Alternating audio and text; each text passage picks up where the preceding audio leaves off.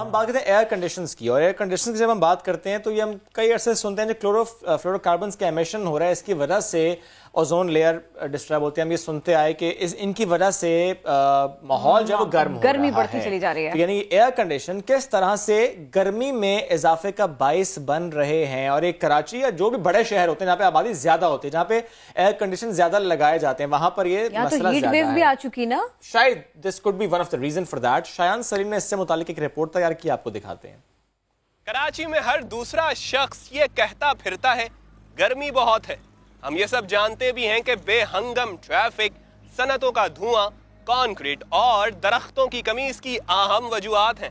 मगर एक और चीज भी है जो गर्मी बढ़ाने का सबब बन रही है। वो क्या है, देखते हैं।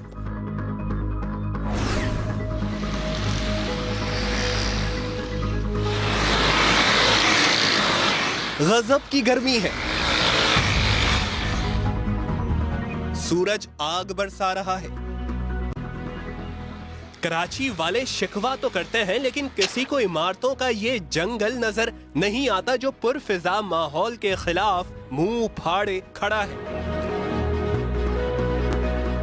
एक इमारत, दर्जनों फ्लैट्स, तो सोचिए जिस शहर में लातादाद रिहायशी इमारतें हैं वहां हजारों अपार्टमेंट्स और तकरीबन हर घर में लगे एसी कुदरती माहौल के लिए खतरनाक बन चुके हैं।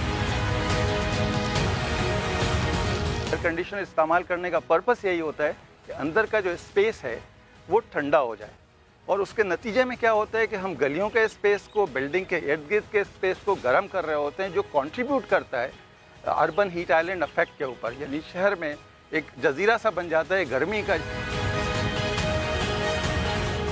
दुनिया भर में एसी और फ्रिज समेत ठंडक हासिल करने वाले आलात में डलने वाली हाइड्रोफ्लोरोकार्बन गैस के माहौल पर गर्मी बढ़ने की सूरत में नुकसानात सामने आ रहे हैं। पाकिस्तान इस केमिकल गैस इस्तेमाल करने वालों की फहरिस्त में नुमाया नंबर पर तो नहीं, लेकिन कराची में बर्दाश्त से बाहर होती गर्मी में इस गैस का भी कुछ किरदार है। पहले तो ये था कि CFCs को इस्तेमाल करते थे, क्लोरोफ्लोरोकार्बन को, लेकिन क्लोरोफ्लोरोकार्बन को चेंज करने की वजह ये थी कि हमारे ओजोन में वो क्लोरीन जा करके ओजोन को डिप्लीट कर रहा था। एक केमिकल लेकर आए और जिसको HFCs कहते हैं या हाइड्रोफ्लोरोकार्बन कहते हैं, और उसका पर्पस ये था कि ये इसमें क्लोरीन नहीं होती, इस वजह से वो रिप्लेसमेंट है, CFCs का रिप्लेसमेंट है HFCs का एक नुकसान ये भी है कि HFCs की जो हीटिंग कैपेसिटी है, यानी उस गैस की हीट ट्रैपिंग कैपेसिटी वो ज़्यादा है, कार्बन डाइऑक्साइड से भी ज़्यादा है, CFC से भी ज़्यादा है।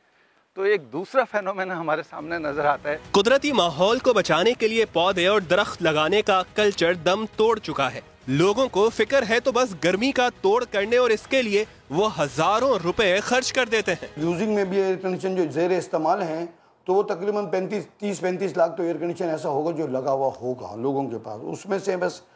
और कराची में इस वक्त सालाना की जो मार्केट है वो तकरीबन 2 से 2.5 लाख एयर कंडीशन की है जो बिकता है। आने वाले 2-3 सालों में ये पाकिस्तान की जो टोटल मार्केट है इस वक्त 4-4.5 लाख 5 लाख एयर कंडीशन की मार्केट है, ये मज़ीद जाके जो 1 मिलियन पे आ जाएगी। लेकिन अब आने वाले टाइम में क्योंकि अभी कंस्ट्रक्शन भी बहुत ज़्यादा हो रही है और बड़े बड़े प्रोजेक्ट्स बन रहे हैं, तो ज़ाहिर सी बात है हर जगह पे एयर कंडीशन की रेंज है। माहिरीन कहते हैं मौसमियाती तब्दीली अपनी जगह, मगर शहरों में दर्जे हरारत बढ़ने की बड़ी वजह खुद इंसान के अपने काम है। माहौल दोस्त सरगर्मियों से अर्बन हीट आइलैंड इफेक्ट से कुछ हद तक बचा जा सकता है। एसी को हमने अपनी जरूरत बना लिया है। इस रिपोर्ट का मकसद आपको एसी लगाने से रोकना नहीं, सिर्फ ये बताना है कि जहां गर्मी से बचने के लिए हम 50,000 रुपए का एसी लगा सकते हैं, वहीं 50 रुपए का पौधा लगाने में हमारा क्या जा रहा है। एसी सिर्फ हमारे कमरे को ठंडा रखेगा, ये पौधा बड़ा होकर माहौल को ठंडा रखने में अपना हिस्सा डालेगा।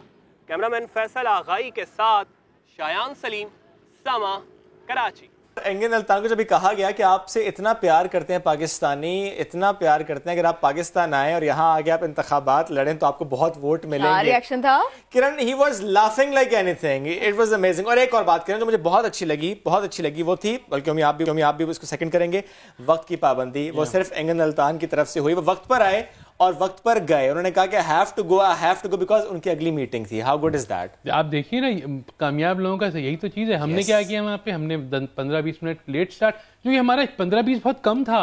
That is the reason کہ ہم ان سے زیادہ بات نہیں کر پائے, ورنہ ہم اور بھی باتیں کرتے ہیں, اور بھی بات پوچھتے. ایگزیکٹلی. ایک کامنٹ اس کے اوپر بھی نا, یہ کورونا کے بعد میں ہم کو لگ رہا تھا کہ ہم نا بہت ساری چیزیں سیکھ گئے ہیں, ہم نے بہت سارے معاملات پہ نا ایک فارمیٹ بنا لیا ہے, تھوڑی جدت آ گئی ہے.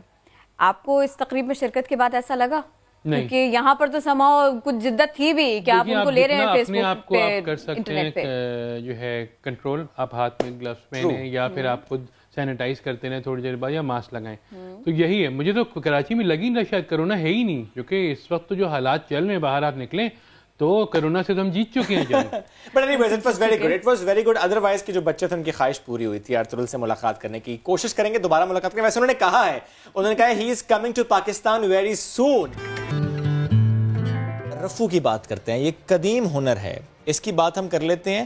اور اس سے متعلق ہمارے پاس خبر اسلام آباد سے ہے, اور خبر یہ ہے کہ اگر آپ کا کوئی قیمتی لباس ہو, وہ پھٹ جائے یا جل جائے یا خراب ہو جائے, اس کو مینیج کرنے کے لیے تھوڑا بہت کچھ کیا جاتا ہے نا. کبھی پیوند لگایا جاتا ہے, کبھی کوئی پھول ٹانک دیا جاتا ہے. یہ رپورٹ آپ دکھانا چاہ رہے تھے؟ یہ میں رپورٹ دکھانا چاہ رہا ہوں کرن, کیونکہ جو اس پیشے سے وابستہ ہیں وہ پریشان ہیں. اب وہ کیوں پریشان ہیں, اس پر رپورٹ تیار کی عمر بن آصف نے, آپ کو دکھاتے ہیں.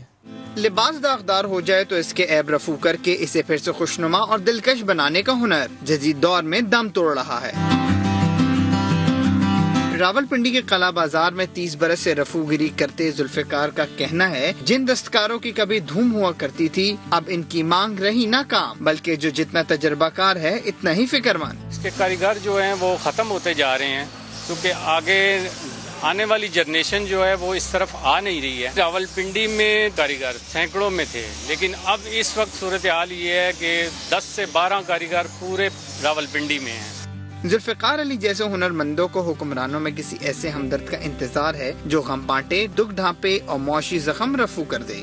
کیش کی صورت میں مدد کی جائے تو یہ ہے کہ کام ہم بڑھا سکتے ہیں, کاریگر بٹھا سکتے ہیں اور کاریگر بنا بھی سکتے ہیں. رفوگر جاڑے کو اپنا دوست اور ہمدرد ضرور مانتے ہیں کہ گرم پہناوے قابل استعمال بنانے کا کام خوب نکلتا ہے.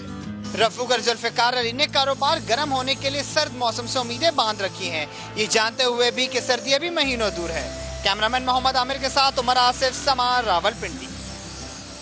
بڑھتے ہیں آگے, حیدرآباد کی بات کرتے ہیں. گزشتہ روز ایک افسوسناک واقعہ حیدرآباد سے رپورٹ ہوا. 6 سالہ بچی گٹر میں گر کر جاں بحق ہو گئی. یہ ننھی بشرا گھر سے چیز لینے کے لیے نکلی تھی اور کھلے مین ہول میں جا گری.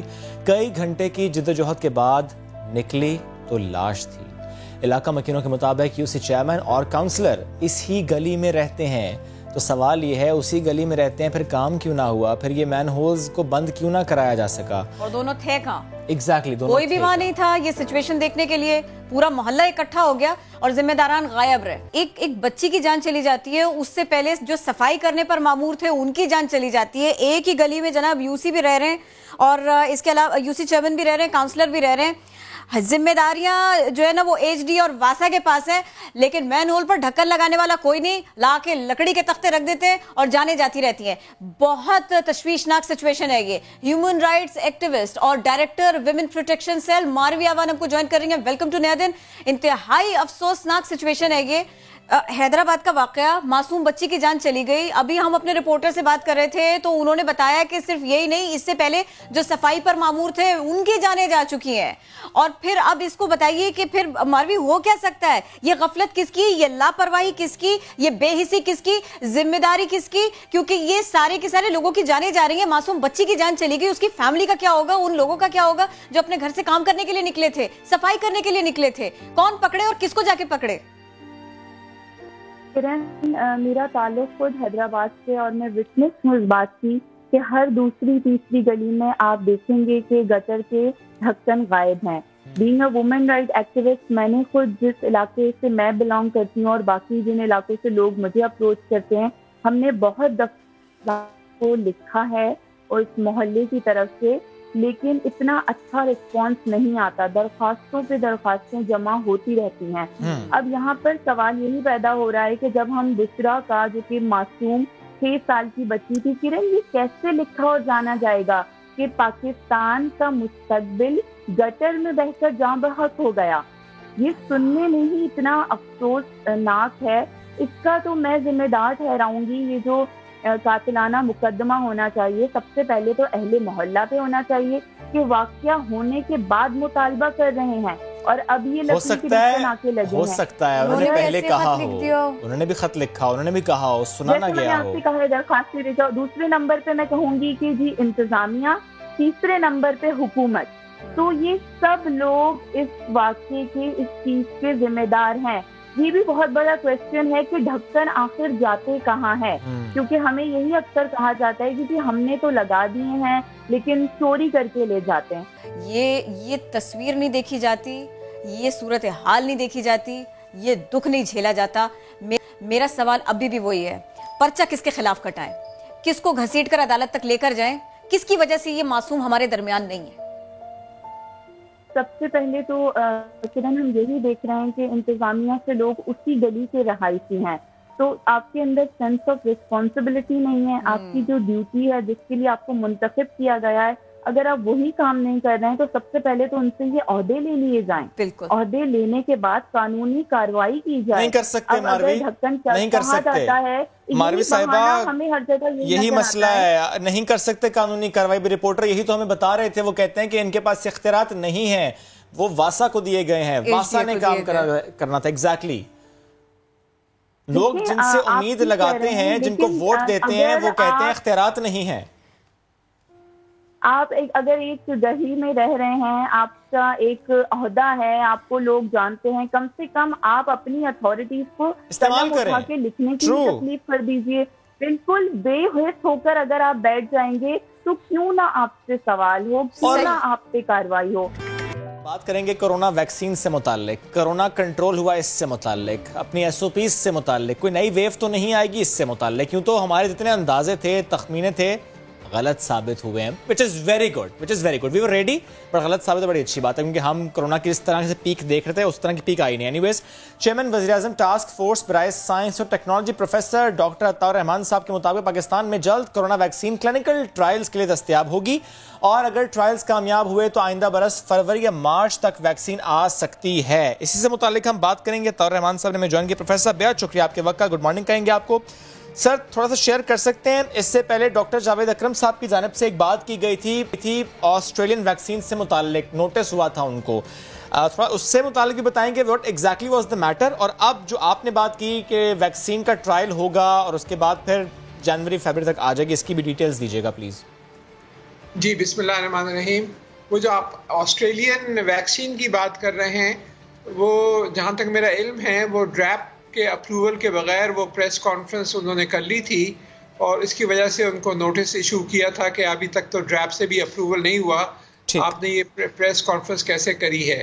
تو وہ پھر وہ اس کا میرے خیال سے مناسب جواب دے دیں گے. یہ جو ہمارا جو ویکسین ہے, جو چائنیز ایک بڑی کمپنی کے ساتھ ایک معاہدہ ہوا تھا آج سے 1 مہینے پہلے, اس کا ڈریپ کا اپروول آج سے 3 روز قبل ہو گیا ہے, اور یہ جو ہے اگلے 2 ہفتے میں انشاءاللہ اس کے کلینکل ٹرائلز پاکستان میں شروع ہو جائیں گے. ٹھیک, اور اس سے خاص فائدہ یہ ہوگا کہ پاکستان کو یہ ویکسین جیسے ہی یہ ماس پروڈکشن ہوتی ہے تو یہ پرائرٹی پہ مناسب داموں میں یہ ملے گی. اسی ویکسین کا ٹرائل کیا آلریڈی چائنا یا کسی اور ملک میں ہو چکا ہے, یا Pakistan would be the first country جہاں پر یہ ٹرائل ہوگا؟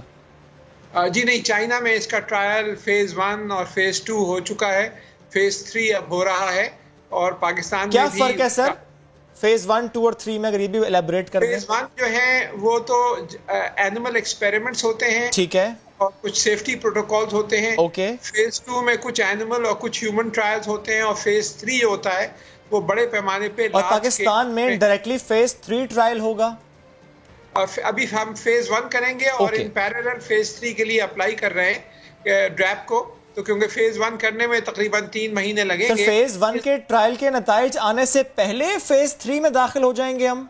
جی ہاں, کیونکہ اس میں کوئی ریسٹرکشن نہیں ہے, کیونکہ فیز 1 اور فیز 2 کے ٹرائلز آلریڈی چائنا میں آلریڈی آ چکے ہیں. ہم اس سے استفادہ کریں گے. سر اس کو تھوڑا سا سمجھا دیجیے گا, کیونکہ لوگوں کے نا فوراً کان کھڑے ہو جاتے ہیں کہ یہ کیا ہونے جا رہا ہے, اس کو تھوڑا سا ایلیبریٹ کیجیے گا. بیسکلی ہم یہ کر رہے ہیں کہ ہم جو ٹرائل چائنا میں ہو گئے ہم اس سے استفادہ کر رہے ہیں, ہم اس کا فائدہ اٹھاتے ہوئے, اور یہ اچھی بات ہوتی ہے سر, تھوڑا سا لوگوں کو سمجھائیے. اچھی بات ہوتی ہے کیونکہ وہ چیز ساری ریپیٹ کرنے کی ضرورت نہیں ہوتی, لیکن پھر بھی فیز 1 ہم احتیاط کے طور پہ کر رہے ہیں. چائنا میں حالانکہ ہو چکے ہیں اور فیز 3 کی اجازت بھی مل گئی ہے اور فیز 3 بھی وہاں اب شروع ہو گئے ہیں, لیکن ہم پھر بھی احتیاط کے طور پہ فیز 1 ابھی کریں گے اور ساتھ کے ساتھ فیز 3 کے لیے اپلائی کر دیں گے ڈراپ سے اپروول کے لیے. سر اب مجھے یہ بتا دیجیے گا, یہ معاہدہ ہوا چائنا کے ساتھ, وہاں سے ویکسین آئے گی, ٹرائل ہوں گے.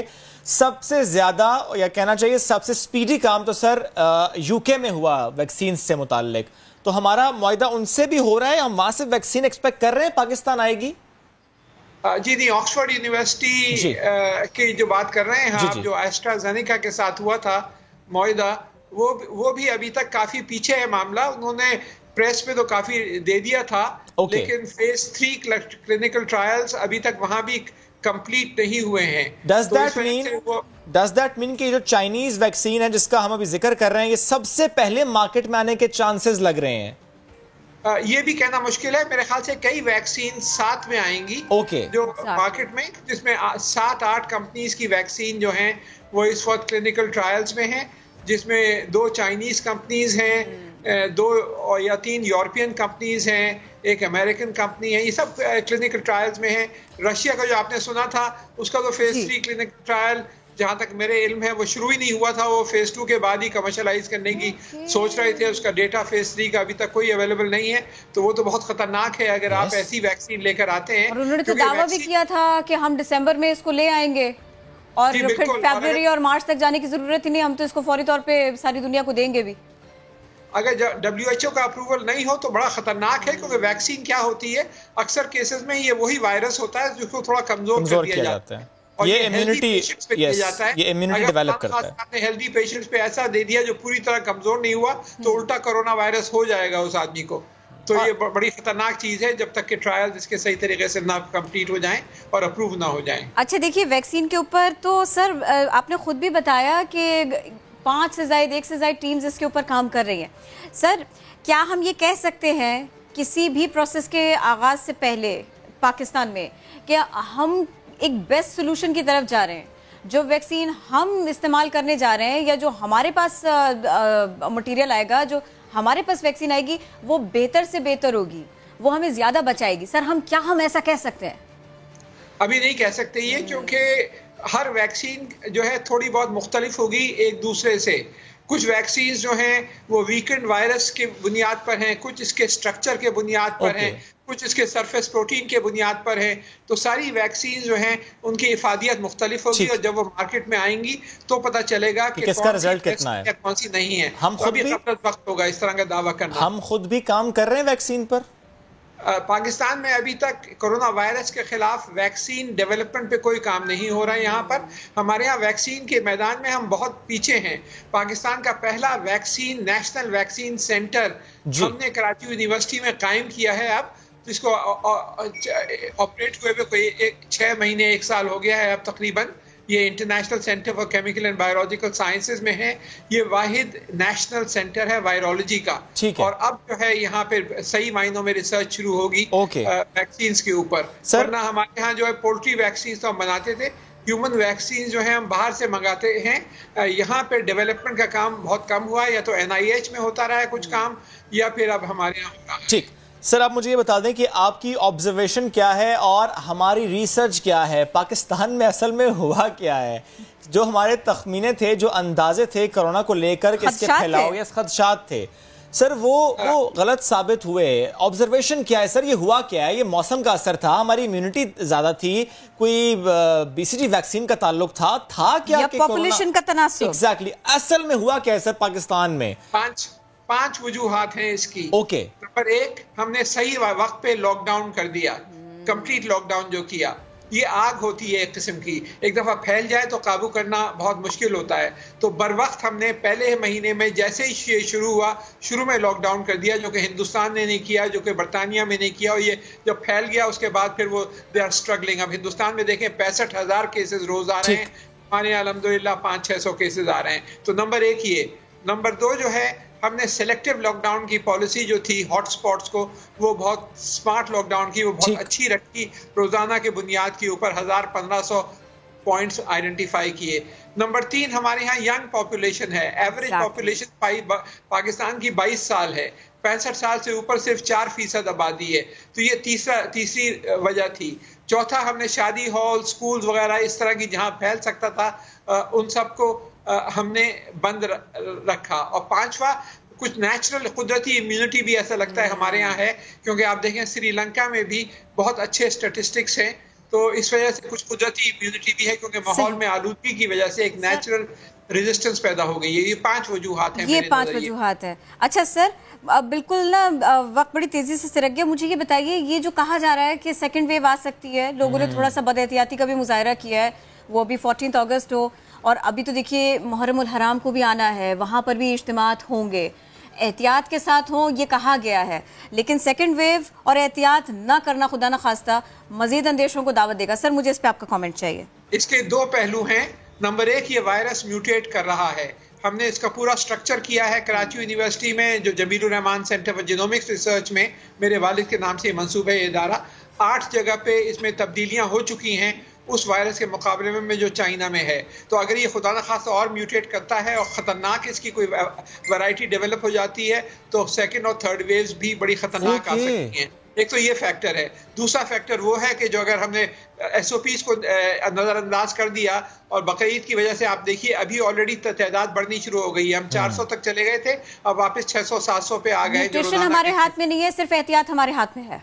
एहतियात हमारे हाथ में है, इसको हमें फौरी तौर पे इस पे अमल करना है SOPs पे। Thank you so very much sir, आप हमारे साथ थे, इस सिलसिले में बात कर रहे थे। ऐसे आपने रीजंस हमें बताए कि अभी तक हम कोरोना को शिकस्त दे पाए, लेकिन अंदेशे इस सब में है, और वो ये कि अगर हमने SOPs पर अमल ना किया तो ये स्प्रेड होगा। दूसरे ये कि म्यूटेशंस, इसमें जैसे जैसे तब्दीलियां होती रहेंगी तो हमारे चाइना के साथ में और ये दूसरे कंट्रीज़ के मुकाबले में कोरोना के जो इम्पैक्ट्स हैं ना वो मुख्तलिफ होते रहेंगे, वो सिचुएशन को भी केटर करना मुश्किल हो जाएगा, इसीलिए कहा जा रहा है SOPs पर अमल करें। तो बॉटम लाइन इज SOPs पर अमल कीजिए, एहतियात कीजिए। चलिए बढ़ते हैं आगे, चमचमाती गाड़ी आपको दिखाते हैं। प्लीज, इंटीरियर भी इसका लाजवाब है। अच्छा, ये देखिए आला गाड़ी, अंदर से जब आपको दिखाएंगे आप कहेंगे मेनू तो इत्थे ही जाना है, इत्थे ही मेनू बहना है। बारात पे किसी ने जाना है, पार्टी हो रही है, क्या हो रहा है गाड़ी के अंदर? अगर बारात पे जाना है तो यही गाड़ी लेकर जानी है, बर्थडे पार्टी अरेंज करनी है इसी गाड़ी के अंदर करनी है।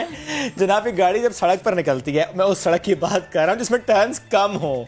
शहरोज खान साहब इसके ओनर हैं, उन्होंने हमें ज्वाइन किया, उनसे हम बात कर लेते हैं। शहरोज साहब गुड मॉर्निंग कहेंगे। इतनी जबरदस्त, इतनी प्यारी ये गाड़ी, कार नहीं कार है ये कितनी मुख्तलिफ है आमले मुजीन से, और दूसरा ये आपने कब इंपोर्ट की, कितना इस पर खर्च किया, कितनी आपको इससे मोहब्बत है? ये 2018 मॉडल की गाड़ी है, टोयोटा टंड्रा की लिमो है, और लेक्सस मॉडिफायर इसकी ग्रिल है। ये मैंने 2018 में ही अमेरिका से मंगवाई थी, और इसके आप देख सकते हैं 20 इंचेस के इसके अलॉय रिम हैं, और फ्रंट वर्टिकल डोर्स हैं, बैक जेट डोर्स हैं, और V8 इसका इंजन है 5700 cc, और जैसे कि इसमें लेदर इलेक्ट्रिक सीट्स हैं, क्रूज़ कंट्रोल है, आपको कैमरा मैन दिखा सकता है, स्पीडोमीटर है, ABS है, और इसमें एयर बैग्स हैं। और ये लाहौर या किसी और शहर की सड़कों पर जब चलती है तो ये तो मुड़ती नहीं होगी। जी जी, मोटरवे पे तो बहुत अच्छी तरह चल सकती है, उसके अलावा जरा गड़बड़ है। मोटरवे पे इजी है, पर ड्राइवर इसके एक्सपर्ट हैं, यूज्ड टू हैं। ओके, कहीं से भी घुमा लेते, कहीं से भी फिरा लेते उसको। जी, ड्राइवर एक्सपर्ट हैं, थोड़ी प्रॉब्लम तो होती है, पर ज्यादा मतलब इतनी कोई मुश्किलात नहीं है, ये यूज्ड टू हैं। वाह, ये इसका इंटीरियर है, जबरदस्त। ये तो ऐसा लग रहा है कोई पार्टी माहौल है, कोई बर्थडे पार्टी भी अरेंज हो सकती है यहाँ पे। जी बिल्कुल, ये दुनिया भर में पार्टीज के लिए ज्यादा यूज करते हैं जब फ्रंट वगैरह निकलना हो। ऐसे ही लाइट्स इसके अंदर होती है, ये आपका खुद की है? जी बिल्कुल, नहीं, ये मैंने खुद अमेरिका से इंपोर्ट करवाई है, वहाँ 3 मंथ्स में मैंने इसे खुद तैयार करवाया। इसका सारा स्केच मैंने खुद तैयार किया था। इसमें जैसे LCDs लगी हुई हैं, कूल बॉक्स लगा हुआ है, पार्टीशन वगैरह, ये सारी चीजें मैंने ही डिजाइन करवाई थी। और ये जो लाइट्स है ना, मुझे सबसे ज्यादा ये अच्छी लग रही है ना, वो चेंज भी होती चली जा रही है। जी, इसमें नीचे डांस फ्लोर है, ये भी मैंने खुद तैयार करवाया था। वाह, डांस फ्लोर भी है। ये बताएं, ये बच्ची कौन बैठी हुई है, और ऐसा होता है बच्चे देखकर कहते हो कि हमें झूले लेने हैं इस गाड़ी के, या मुझे कमरा ऐसा ही चाहिए? सॉरी, आपकी आवाज ब्रेक हो रही है। शहरोज, एक तो छोटी सी प्यारी सी बच्ची बैठी हुई है, उसके बारे में बताएं, और दूसरा ये कि बच्चे कहते हैं जब गुजर रही हो गाड़ी कहीं से कि हमें जरा झूले तो दे दो, एक चक्कर तो लगवा के लाओ भैया। जी बिल्कुल, ये गाड़ी खड़ी थी तो ये बच्चे आए हैं गाड़ी देखने के लिए, तो उन्हें बीच में बिठाया इसी के लिए। जहाँ खड़ी होती है इसी तरह लोगों का मजमा लग जाता है, रश लग जाता है। نہیں وہ میں یہ کہہ رہی تھی کہ کبھی ایسا فیڈ بیک ملتا ہے آپ کو, لوگ آئیں اس کی سواری کریں اور سر جاتے جاتے وہ آپ نے یہ سنا ہو کہ وہ کہہ رہے ہو مجھے نا روم ایسے ہی چاہیے, کوئی بچی کہہ رہی ہو کہ نہیں گھر میں مجھے ایسا کمرہ بنا کے دیں آپ, ایسی والی لائٹس ہو, ایسی چمک دمک ہو, یا پھر فیڈ بیک کیسا ملتا ہے؟ کوئی انوکھا فیڈ بیک ملا ہو تو وہ بتائیے, وہ شیئر کیجیے پلیز. نہیں فیڈ بیک یہی ہے لوگوں کا, مطلب لوگوں کی ہر بندے کی خواہش ہے گاڑی جہاں سے گزرتی ہے ساتھ پکچر دیتے ہیں, بیچ میں بیٹھنے کا کہتے ہیں. اور کوئی یہ کہتا ہے کہ کتنے کی ہے؟ یہ مجھے کاسٹ کی تھی $5 لاکھ کی 2018 میں. اور اب کیا پرائس ہے اس کی؟ اب تو گاڑی کی پرائس بہت بڑھ گئی ہے. جی بالکل, ڈالر جس طرح 164 پہ 167 پہ چلا گیا تو ابھی کی میں نے اس کی کیلکولیشن نہیں کی. اوکے, لیکن کبھی ایسا ہوا کسی نے آپ سے کانٹیکٹ کیا ہو کہ وہ یہ گاڑی خریدنا چاہتا ہے, اتنی اسے پسند آ گئی ہے گاڑی, جانے نہیں چاہتا؟ سوری بھئی ایسا ہوتا ہے کوئی آئے اس کی سواری کرے اور جانے کو تیار نہ ہو؟ کہ لے کر ہی جاؤں گا ساتھ, پوچھ لے آپ سے کتنے میں دو گے؟ نہیں ایسا تو نہیں ہے, مطلب میرا بھی ایسا کوئی سیل کا مائنڈ بھی نہیں ہے, پر لوگ آ کے ڈیمانڈ تو بہت کرتے ہیں جہاں سے گزرتی ہے. میں نے آپ کو کہا لوگ روک کے پوچھتے ہیں. بالکل صحیح بات, بنتا ہے روک کے پوچھنا تو بنتا ہے. یہ بتائیں کہ آپ نے جب لی شوق سے لی یا کچھ اور پوائنٹ آف ویو تھا کہ اچھا بزنس پوائنٹ آف ویو, کیونکہ اکثر ہم نے دیکھا ہے اسپیشلی ان جہلم کہ وہاں پہ لیموزینز یوز ہوتی ہیں بارات کے لیے. جی بزنس نہیں, یہ میں نے بزنس کے لیے نہیں لی, کیونکہ میرا بچپن سے ہی مجھے گاڑیوں کا کریز ہے. تو میرے پاس امریکن اور جرمن گاڑیاں ٹوٹل, میرے پاس لیفٹ ہینڈ ڈرائیو امریکن گاڑیاں بھی ہیں جس میں لنکن ماڈل ہیں, کرائسلر ماڈل ہے, یہ ٹویوٹا ٹنڈرا کی جون سی ہے یہ بھی میں نے وہیں سے امپورٹ کروائی تھی, شو کیا. اور اس گاڑی پر ٹک ٹاک بھی بناتے ہیں؟ جی بالکل ٹک ٹاک بناتا ہوں, ٹک ٹاک بالکل بناتے ہیں. یہ میری پلیز آپ بتائیں شروز, آپ پہلے ٹک ٹاک کا بتائیں پھر ٹیکس کا بتائیں. جی میں نے کہا ٹک ٹاک بھی میں نے بناتے ہیں, ٹک ٹاک میں پہلے ہی بناتا ہوں, پر گاڑی جون سی ہے میں فرسٹ ٹائم کل میں نے پہلی ٹک ٹاک ویڈیو اپلوڈ کی ہے اس گاڑی کے ساتھ, جس کا مجھے بہت اچھا رزلٹ ملا ہے, بہت اچھا رزلٹ ملا ہے. چلیں اس کا رزلٹ بھی اچھا ملا آپ کو, اور یہی ایک موقع ایسا بن گیا کہ ہماری آپ کی بات بھی ہو گئی. Thank you so very much.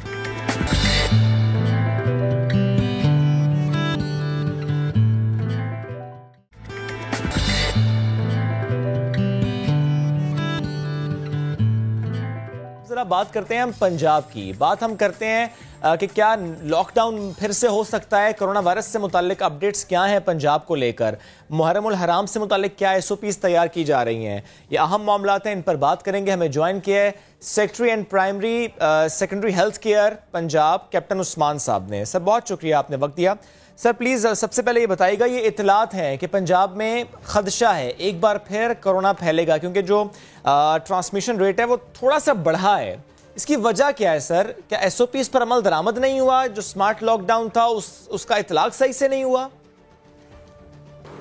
دیکھیے جی, کرونا پھیلنے کا خدشہ تو بالکل ہے, اور جو ہے وہ اس حوالے سے ہمیں اس بات کو سمجھ لینا چاہیے کہ جب تک اس بیماری کی ویکسین اویلیبل نہیں ہوتی تب تک ہمیں SOPs کے ساتھ ہی اب اپنی روزمرہ کی زندگی جو ہے وہ گزارنی ہے. اور SOPs میں جو سب سے بنیادی بات ہے وہ سوشل ڈسٹینسنگ ہے, اور جو دوسری بات ہے وہ یہ ہے کہ ہم اپنے فیس کو کور رکھیں, یعنی کہ اپنے چہرے کو محفوظ رکھیں کوئی فیس کورنگ کے ساتھ یا ماسک کے ساتھ. اس لیے یہ بہت ضروری ہے کہ جو SOPs ہیں ان پہ عمل درآمد کیا جائے, پرہجوم جگہوں پہ جانے سے گریز کیا جائے. اور آپ کو پتہ ہے کہ اب تمام جو لاک ڈاؤنز یا جو بندشیں تھیں وہ اوپن کر دی گئی ہیں, اس لیے یہ بہت امپورٹنٹ ہے کہ SOPs جو ہیں وہ کسی صورت بھی نہ چھوڑی جائیں, ورنہ پنجاب میں کیا پاکستان میں بھی سیکنڈ سپائک جو ہے وہ آبزرو کی جا سکتی ہے. یہ فرمائیے گا, یوم آزادی کا جشن اور پھر اس سارے جشن کے ماحول میں یہ دیکھا گیا کہ جتنے SOPs تھے کچھ بھی فالو نہیں کیے گئے. اب محرم الحرام آ رہے ہیں, ایک بار پھر سے لوگوں کا اکٹھا ہونا شروع ہو جائے گا یہ سارے کا سارا سلسلہ. اب کیا پلانز ہیں؟ کیا دوبارہ ایسی نوبت آئے گی کہ آپ کو لاک ڈاؤن لگانا پڑے, کچھ ایسا سلسلہ بنے؟ دیکھیے جی, یہ بڑا مشکل فیصلہ ہوتا ہے لاک ڈاؤن کرنے والا. آپ کو یاد ہے کہ چھوٹی عید پہ جب یہ تمام مارکیٹس وغیرہ کھلی ہوئی تھیں, اس کے نتیجے میں ایک بڑی شدید سپائک آئی, اور پھر اس سپائک کو سامنے رکھتے ہوئے پھر بڑی عید پہ یہ فیصلہ کیا گیا کہ ہم نے وہ غلطی نہیں دہرانی جو کہ چھوٹی عید پر دہرائی تھی. اور پھر بڑی عید کے اوپر آپ نے دیکھا کہ مشکل فیصلہ تھا, جو تجارتی حلقے تھے ان کی طرف سے اس کے اوپر کافی کرٹیسزم بھی آیا, لیکن حکومت کو یہ فیصلہ عوام کے لارجر بینیفٹ کے لیے لینا پڑا, کیونکہ جو ایکسپرٹس تھے ان کا یہ خیال تھا کہ عید کی جو ایکٹیویٹی ہے اس پہ جو انٹرمنگلنگ ہے اس کی وجہ سے دوبارہ اسپائک آ سکتی ہے. تو اس کو بڑی افیکٹولی کنٹین کیا گیا, اور امیڈیٹلی عید کے فوراً بعد جو ہے پھر آپ نے دیکھا کہ اوور آل جو ہے وہ لاک ڈاؤن جو ہے وہ کھول دیا گیا ہے. اب یہ لاک ڈاؤن جب کھولا گیا ہے تو وہ اس ایشورنس کے بعد کھولا گیا ہے. جتنے بھی ہمارے تجارتی حلقے ہیں, جتنے بھی ڈفرینٹ کوارٹرز ہیں جو کہ بندشوں میں رہے پچھلے 2-3 ماہ کے اندر, انہوں نے from time to time government کو, جو ہمارے مختلف منسٹرز ہیں, یہ جتنے بھی گورنمنٹ کے عہدیدار ہیں, ان کو مختلف ٹائمز پہ ایشور کیا, بلکہ خود ایس او پیز بنا کر ہمارے پاس آئے اور یہ کہا کہ جی ہم اس ایس او پیز پہ عمل درآمد کریں گے. اور اس ایشورنس کی بنیاد کے اوپر یہ سارے کے سارے سیکٹرز جو ہیں وہ کھولے گئے ہیں. اس لیے یہ بہت ضروری ہے کہ ان ایس او پیز پہ عمل درآمد کیا جائے. اگر ان ایس او پیز پہ عمل درآمد نہ کیا گیا اور خدا نخواستہ اگر اسپائک آئی تو یقیناً پھر دوبارہ بندش کی طرف جو ہے وہ جانا پڑے گا, کیونکہ اب تک دیکھا یہ گیا ہے کہ دنیا کے بیشتر ممالک کے اندر جہاں جہاں بھی ریلیکسیشنز ہوئی ہیں لاک ڈاؤن کے اندر, وہاں سیکنڈ اسپائک آبزرو کی گئی. ایگزیکٹلی سیکنڈ اسپائک آئی ہے یہاں پر بھی, کیونکہ ایکسپرٹ سے کہتے ہیں کہ سیکنڈ اسپائک آ سکتی ہے. تھرڈ اسپائک کی باتیں بھی اب تو اسٹارٹ ہو گئی ہیں. لیکن سر مجھے بتائے گا, آپ نے خود بھی کہا یہ مشکل فیصلے ہوتے ہیں لاک ڈاؤن سے متعلق, جو فیصلے ہم نے کیے اسپیشلی عید پر. آپ نے سر, جس نے کرن نے بھی محرم الحرام سے متعلق آپ سے سوال کیا, تو میں پوچھنا یہ چاہ رہا ہوں کہ جلوس اور جو مجالس کے اجتماعات ہوتے ہیں, اس سے متعلق کوئی مشاورت ہوئی ہے, کوئی فیصلہ کہ جو مجالس کا انعقاد ہوگا اس کی اجازت اگر دی جائے گی تو ایس او پیز کیا ہوں گی, اور جو جلوس سے متعلق کوئی اگر فیصلہ کیا گیا ہے اس کو لمٹ کرنے سے متعلق, اس کے ٹائم فریم سے متعلق؟ دیکھیے جی, یہ فیصلہ تو ہو چکا ہے کہ مجالس کی اجازت جو ہے وہ ضلعی انتظامیہ دے گی, اور اس ایشورنس کی بنیاد پر دے گی کہ جو ایس او پیز ہیں ان پہ عمل درآمد کیا جائے گا. اور ایس او پیز جو ہیں وہ آپ کو پتہ ہے کہ سوشل ڈسٹینسنگ کے ایس او پیز ہیں, اس میں خاص طور پہ فیس کورنگ جو ہے اس کو بہت زیادہ اس پہ ایمفسائز کیا گیا ہے. پھر جس جگہ پر مجالس ہونی ہے وہ کس طرح کی جگہ ہونی چاہیے, پرسن ٹو پرسن فاصلہ کتنا ہونا چاہیے, ہینڈ سینیٹائزر کی وہاں فیسلٹی کیسی ہونی چاہیے, وہاں پہ جو منتظمین ہیں انہوں نے کون کون سے انتظامات کرنے, اس کی کمپریہنسو ایس او پیز ہم جاری کر چکے ہیں. اور ان ایس او پیز پہ عمل درآمد کرنا جو ہے وہ مشترکہ ذمہ داری ہوگی منتظمین کی اور ضلعی انتظامیہ کی. اور ضلعی انتظامیہ جو ہے وہ اس حوالے سے اجازت جو ہے وہ بھی جاری کرے گی, اور اس کا حتمی فیصلہ جو ہے وہ اس کا ہو چکا ہے. لیکن یہ بہت ضروری ہے کیونکہ ایک ایسا ایک ایونٹ آ رہا ہے جہاں پر ایک سیم سیٹ آف لوگوں نے روزانہ ایکسٹینڈڈ پیریڈ کے لیے دوبارہ ایک دوسرے کے ساتھ انٹریکٹ کرنا ہے اور ڈفرینٹ لوگوں کے ساتھ انٹریکٹ کرنا ہے. اس لیے یہ ضروری ہے کہ اس دوران میں اس بات کا خاص خیال رکھا جائے کہ وائرس کی ٹرانسمیشن جو ہے وہ ایک بندے سے دوسرے شخص کے اندر نہ ہو. اس لیے ہمیں بہت زیادہ احتیاط کرنا پڑے گا, اور ہمارے اس حوالے سے جو منتظمین ہیں ان کو ضلع انتظامیہ نے ضلع انتظامیہ کو کافی ساری ایشورنسز بھی انہوں نے دی ہیں. امید ہے کہ جو ایس او پیز ہیں ان پہ عمل درآمد کیا جائے گا. دیکھیے مسئلہ یہ ہے کہ ہمیں اسے بار بار لوگوں کو بتانے کی, سمجھانے کی ضرورت ہے کہ ایس او پیز کو لازمی فالو کرنا ہے. کیونکہ دیکھیں نیوزی لینڈ ہے, انہوں نے شکست دی, دوبارہ سے وہاں پر وہی سچویشن بن گئی. چائنا ہے, ایک بار پھر سے وہاں پر وہ بھی ابھی تک نکل نہیں پائے کورونا سے. ایس او پیز کو فالو کرنا بہت ضروری ہے خود کو بچانے کے لیے. سر اس بات کو دہرا دیجئے پلیز, لوگوں کو سمجھا دیجئے کہ اس کے نتائج بہت برے ہیں اگر ہم نے خیال نہ کیا. دیکھیے بے تحاشا ممالک ہیں. آپ سیکنڈ اسپائک کی بات کریں, یورپ میں اسپین کے اندر جو ہے وہ تھرڈ اسپائک دیکھی گئی ہے, ہانگ کانگ میں تھرڈ اسپائک دیکھی جا رہی ہے, نیوزی لینڈ ہے, آسٹریلیا ہے, جاپان ہے, بے تحاشا ممالک ایسے ہیں جہاں پہ سیکنڈ اسپائک جو ہے وہ آبزرو کی جا رہی ہے. اور اس کی بنیادی وجہ یہی ہے کہ ایک خاص اسٹیج آتی ہے جہاں پر پھر یہ کمپلیسنسی کریپ ان کر جاتی ہے کہ اب شاید ہم اس بیماری سے نکل گئے ہیں, اور پھر دوبارہ ریلیکس موڈ میں لوگ آ جاتے ہیں, جس کی وجہ سے پھر دوبارہ سے اسپائک آبزرو کی جاتی ہے. الحمدللہ اللہ تعالیٰ کا لاکھ لاکھ شکر ہے, پاکستان میں میڈیا نے ایک پراپر ریئلائزیشن دی ہے, جس کی وجہ سے لوگوں نے اس بات کو احساس کیا ہے, اس بات کا احساس کیا ہے کہ اس بیماری سے احتیاط کے تھرو ہی بچا جا سکتا ہے. تو ہم امید کرتے ہیں کہ ہم یہ غلطی نہیں دہرائیں گے اور دوسروں کی غلطی سے سیکھیں گے, اور پاکستان میں وہ نوبت نہیں آئے گی. ابھی تک ایسی صورتحال نہیں ہے جس کو کہ خطرے والی صورتحال کہا جائے. ابھی تک جنرلی لوگ جو ہیں وہ دیکھا گیا ہے کہ جہاں تھوڑی بہت اگر وائلیشن ہوتی ہے تو وہاں ایک جنرل سینس آف اویئرنیس بھی ہے, اور بار بار میڈیا جو ہے وہ ایسی وائلیشنس کو رپورٹ کرتا ہے تو کوئی امپرومنٹ نظر آتی ہے. انڈیویجول لیول کے اوپر SOP کمپلائنس جو ہے وہ بھی بہت زیادہ جو ہے وہ اس کے اوپر ایمفسائز کیا جا رہا ہے. تمام جو ضلعی انتظامیہ ہیں, جو ہماری ڈویژنل انتظامیہ ہے اور پولیس کی جو انتظامیہ ہے, ان کو گائے بگائے اس حوالے سے سینسٹائز کیا جاتا ہے کہ وہ اس بات کو سامنے رکھیں کہ جو احتیاط ہے اس پہ اگر عمل نہ کیا تو سیکنڈ اسپائک جو ہے وہ پاکستان میں آ سکتی ہے.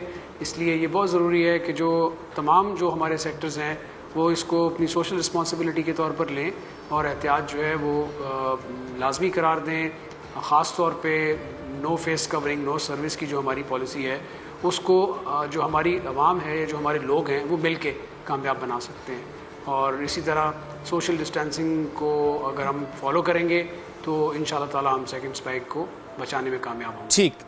Secretary primary and secondary health کے پنجاب کیپٹن عثمان, بہت شکریہ, ساتھ موجود تھے آپ اور کرونا سے متعلق ہم سے گفتگو کر رہے تھے کہ ہم کیا ایکسپیکٹ کر رہے ہیں اور ہمیں ظاہر ہے اس کی مزید احتیاط کرنی ہوگی. بڑھتے ہیں آگے. یوم آزادی کا جشن ہم نے کچھ دن پہلے منایا, 14 اگست کو منایا, ہر سال مناتے ہیں, شایان شان طریقے سے مناتے ہیں. ہر سو سبز پرچموں کی بہار ہمیں دکھائی دیتی ہے, گلی گلی, نگر نگر, قریہ قریہ. جب جشن ہم مناتے ہیں ہم بہت اہتمام کرتے ہیں, ہم جھنڈے بھی لگاتے ہیں, ہم جھنڈیاں بھی لگاتے ہیں, لیکن کہیں نہ کہیں ہم سے لاپرواہی ہوتی ہے. اور ہم ہر سال اس کی بات کرتے ہیں کہ ہمیں جب بچوں کو جشن منانا سکھانا ہے تو یہ بھی سکھانا ہے کہ کہیں ہم سے کوئی بھول نہ ہو جائے, وہ جو ہمارا سبز ہلالی پرچم ہے اس کی بے حرمتی نہ ہو جائے. ایسا نہ ہو جائے کہ وہ کسی سڑک پر یا کسی فٹ پاتھ پر یا پیروں تلے روندا جائے. اس کا بہت دھیان رکھنا ہوتا ہے, بہت اہتمام کرنا ہوتا ہے. کسی نے رکھا کرن, وہ ہم دکھاتے ہیں آپ کو, پھر آپ سے ان کی ملاقات بھی کرائیں گے.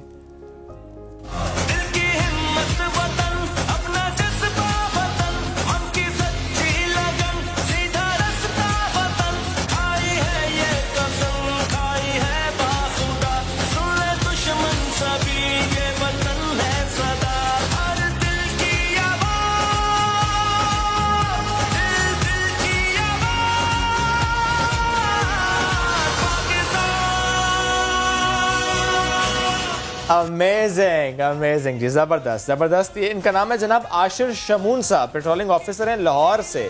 ہمیں انہوں نے جوائن کیا. عاشر صاحب بہت شکریہ, ساتھ موجود تھے آپ. یہ آپ نے اتنا زبردست میسج دے دیا اس ایک ویڈیو کے ذریعے کہ ہمیں سب کو یہ سکھانا ہے, یہ بتانا ہے اسپیشلی اپنے بچوں کو کہ جب جشن منائیں تو اس کا اہتمام کرنے کے ساتھ ساتھ یہ ضرور خیال رکھیں, خاص دھیان رکھیں کہ جو ہمارے جھنڈے ہیں, ہمارا پرچم ہے یا چھوٹی چھوٹی جھنڈیاں ہیں وہ اس طرح سڑکوں پر نہ ہوں, وہ پیروں تلے روندی نہ جائیں. یہ بہت اچھا میسج تھا, بہت سراہا جا رہا ہے آپ کے اس اقدام کو, آپ کے اس ویڈیو کو بہت اپریشیٹ کیا جا رہا ہے. کتنا اچھا آپ کو لگ رہا ہے؟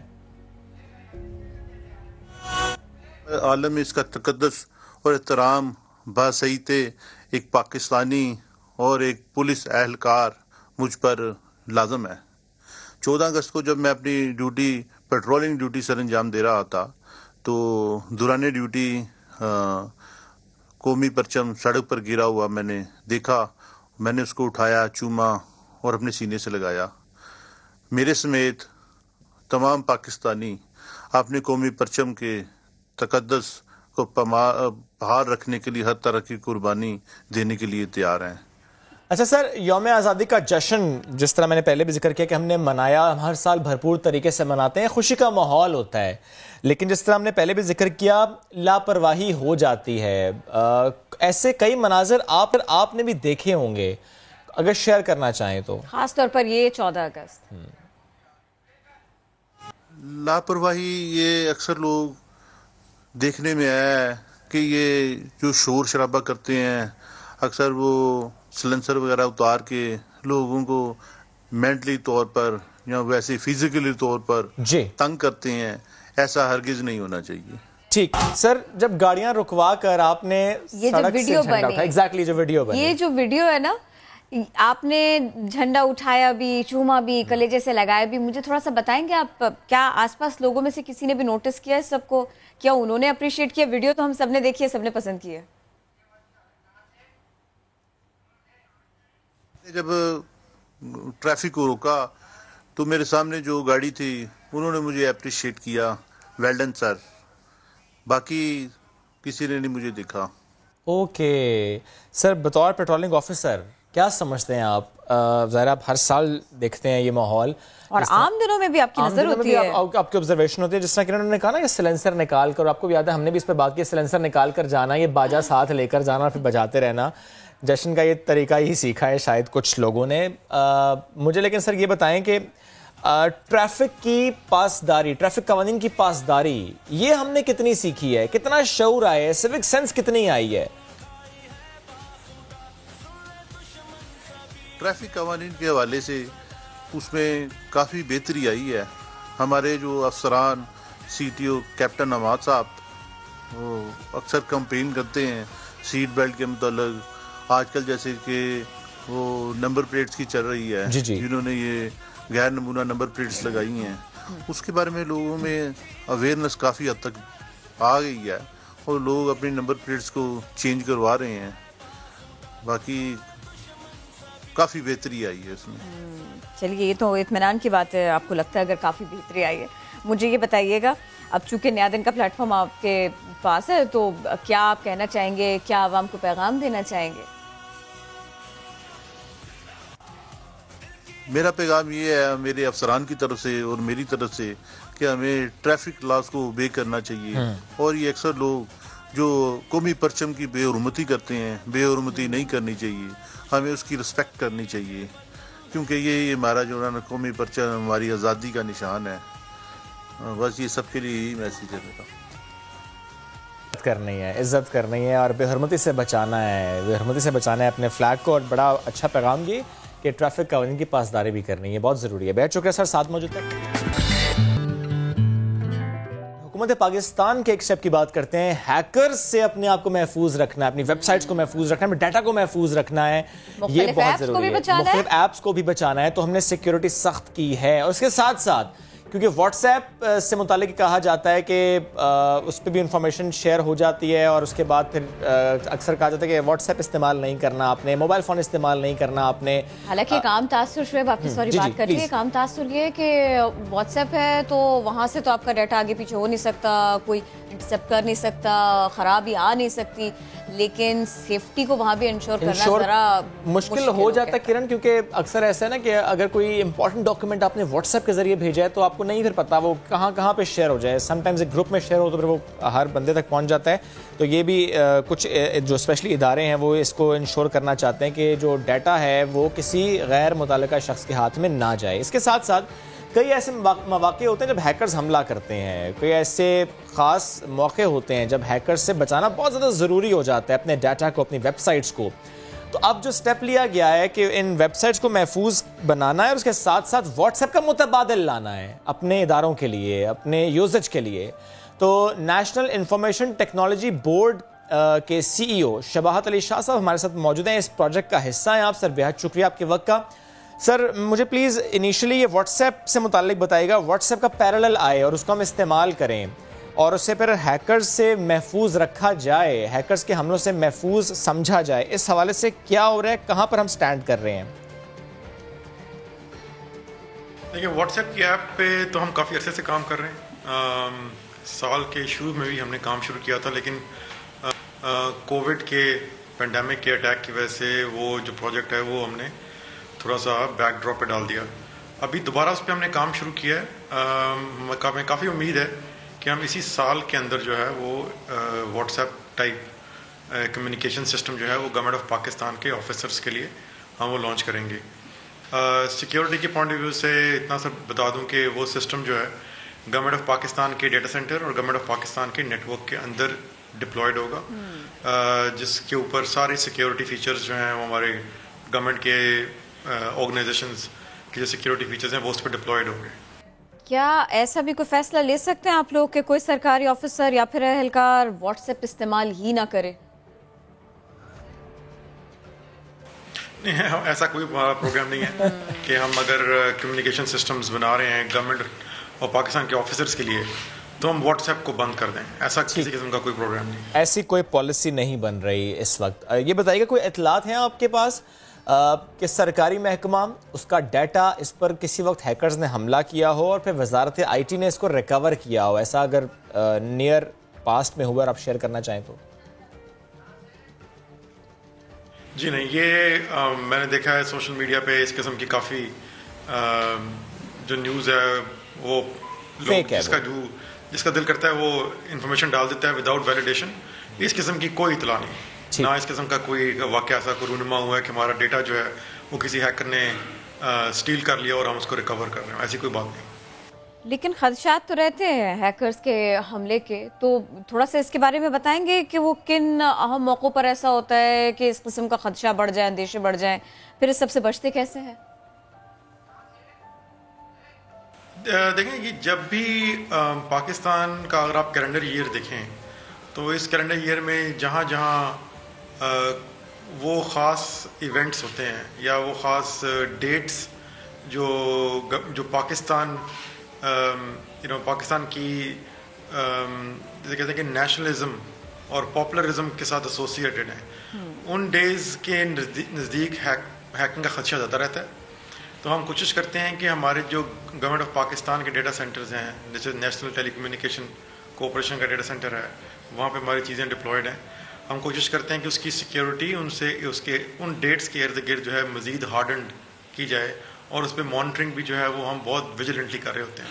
جیسے 14 اگست کا ڈیٹ ہے یا 6 سپٹمبر کی ڈیٹ ہے، ان ڈیٹس کے ارد گرد جو ہے وہ ہماری سیکیورٹی بہت ہارڈنڈ ہوتی ہے.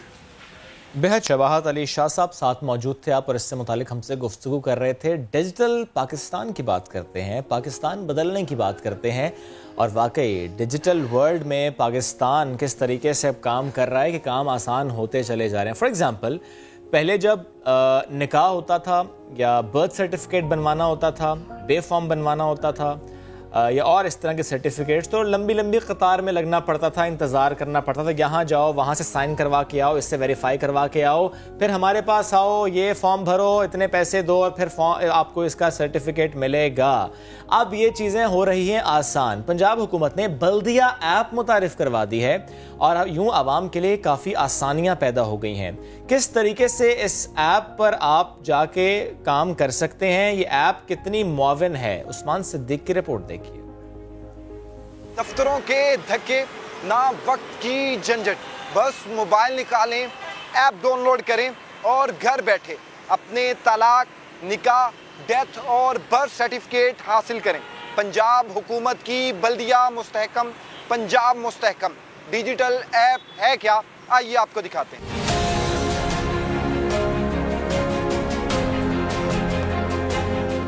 کرپشن ہوگی، نہ ہی سفارشی کلچر بڑھے گا. وزیر اعظم کا ڈیجیٹل پاکستان عوام کی مشکلیں کرنے لگا آسان. اب ہفتوں مہینوں نہیں بلکہ 3 دن میں ہوں گے کام تمام.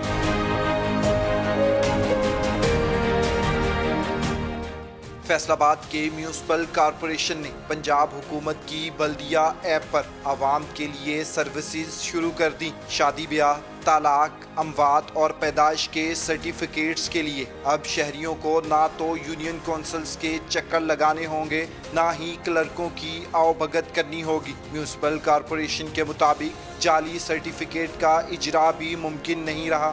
14 اگست کو جو ایپ لانچ کروائی ہے گورنمنٹ آف پنجاب کی طرف سے، تو اس میں آپ نے اپنے فون، شناختی کارڈ کا نمبر رجسٹریشن کروا دیں گے. اس میں جو ہمارے بائی لاز ہیں ابھی 2017 کے، اس میں ڈیتھ کی پہلے 60 ڈیز تھی، اب 90 ڈیز کر دی. برتھ کی بھی 60 ڈیز تھی، اب 90 ڈیز کر دی. اور 3 دن کے اندر ہم نے اس کی پروسیس کر کے 100 روپیہ فیس ہے. مینول سسٹم میں یہ چیزیں ہو جاتی ہیں اس طرح کہ جی وہ آپ کوئی 2 نمبری کر لیں، لیکن اب تو وہ سارا ایک کمپیوٹرائز سسٹم ہے، اس میں 2 نمبری کا کوئی گنجائش ہی نہیں. مہینوں دفاتر کے چکر لگا لگا کر تنگ آئے شہریوں نے بھی سکھ کا سانس لیا ہے.